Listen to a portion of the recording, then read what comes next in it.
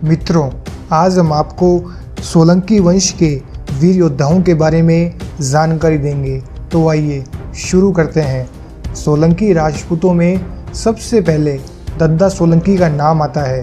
दद्दा सोलंकी पहले ऐसे राजपूत योद्धा थे जिन्होंने महमूद गजनवी को सोमनाथ मंदिर लूटने से रोका था।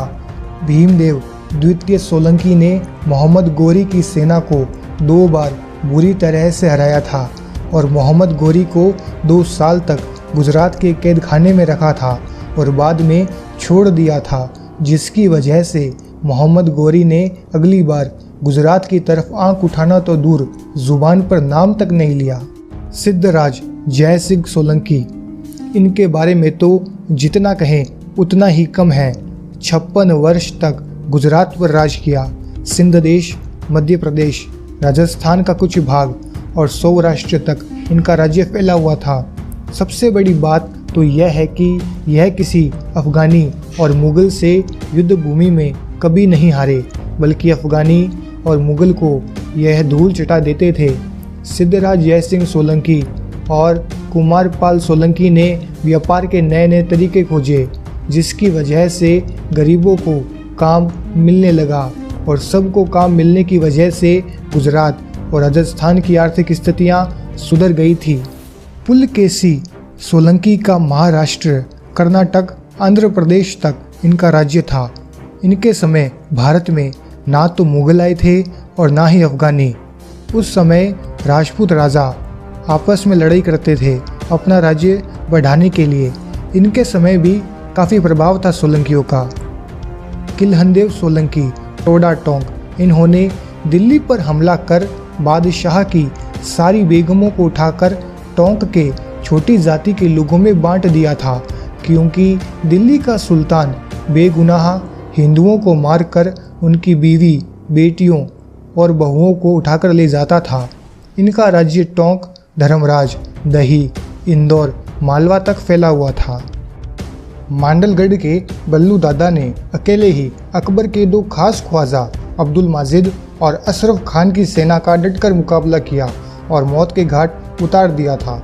हल्दी घाटी के युद्ध में महाराणा प्रताप की तरफ से लड़ते हुए बल्लू दादा सोलंकी काम आए थे। बल्लू दादा के बाद उनके पुत्र नंदराय ने मांडलगढ़, मेवाड़ की कमान अपने हाथों में ली थी।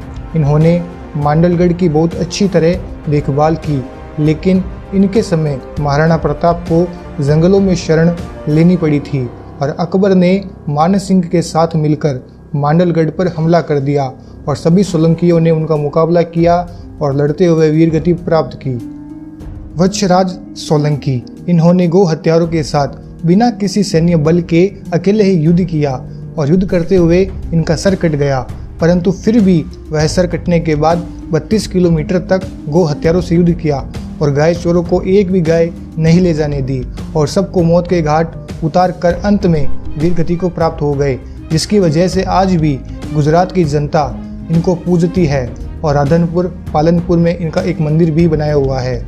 भीमदेव सोलंकी प्रथम जब 11 वर्ष के थे तब इन्होंने अपनी तीरंदाजी का नमूना महमूद गजनवी को कम उम्र में ही दिखा दिया था। महमूद गजनवी को कोई भी घायल नहीं कर पाया था, लेकिन इन्होंने दद्दा सोलंकी की भतीजी शोभना सोलंकी के साथ मिलकर महमूद गजनवी को घायल कर दिया और वापस गजनी अफगानिस्तान जाने पर विवश कर दिया, जिसके कारण गजनवी को सोमनाथ मंदिर लूटने का विचार बदलकर वापस अफगानिस्तान जाना पड़ा। कुमारपाल सोलंकी, इन्होंने जैन धर्म की स्थापना की और जैनों का साथ दिया। गुजरात और राजस्थान के व्यापारियों को इन्होंने व्यापार करने के नए नए तरीके बताए और वो तरीके राजस्थान के राजाओं को भी बेहद पसंद आए और इससे दोनों राज्यों की शक्ति और मनोबल और बढ़ गया और गुजरात और राजस्थान की जनता को काम मिलने लगा, जिससे उनके घरों का गुजारा होने लगा। राव सुल्तान सोलंकी के समय लज्जा खान पठान ने टोडा पर अधिकार कर लिया। तब उन्हें मेवाड़ में शरण लेनी पड़ी और वहाँ उन्हें बदनौर की जागीर मिली। राणा रायमल उस समय मेवाड़ के उत्तराधिकारी थे। राव सुल्तान सोलंकी की पुत्री ताराबाई का रूप बहुत ही मनमोहक था, जिसके बारे में जानकर मेवाड़ वालों ने उनके समक्ष विवाह का प्रस्ताव रखा।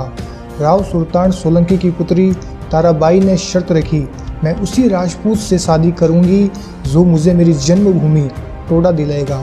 तब राणा रायमल के बेटे राजकुमार पृथ्वीराज ने उनका साथ दिया। पृथ्वीराज बहुत बहादुर था और बहुत जोशीला भी था। चित्तौड़ के राजकुमार पृथ्वीराज, राव सुल्तान सिंह सोलंकी और राजकुमारी ताराबाई ने टोडा टोंक पर हमला किया और लज्जा खान पठान को ताराबाई ने मौत के घाट उतार दिया और टोडा पर फिर से सोलंकियों का राज्य कायम किया। ताराबाई बहुत बहादुर थी। उसने अपने वचन के मुताबिक राणा पृथ्वीराज से विवाह किया। ऐसी सोलंकिनी राजकुमारी को सत सत नमन।